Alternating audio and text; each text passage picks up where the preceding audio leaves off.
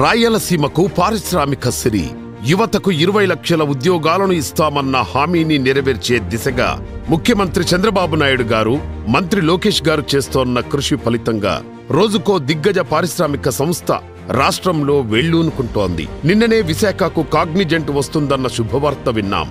ఈ రోజు కర్నూలు జిల్లా ఓర్వకల్లులో మరో దిగ్గజ సంస్థ రిలయన్స్ 1622 కోట్లు పెట్టుబడితో బేవరేజెస్, జ్యూస్లు, డ్రింకింగ్ వాటర్ తయారీ పరిశ్రమ పెడుతుందని, దానికి ప్రభుత్వం భూ కేటాయింపు కూడా చేసిందనే వార్త విన్నాం.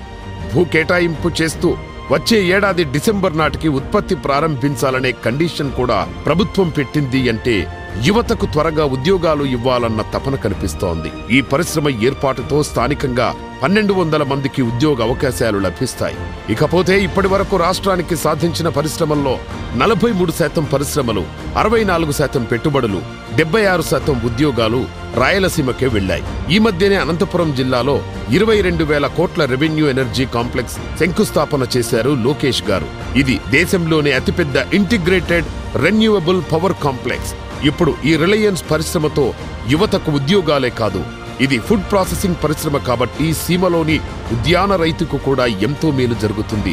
మొత్తం మీద కూటమి ప్రభుత్వ హయాంలో రాయలసీమలో పారిశ్రామిక సిరి నెలకొంది.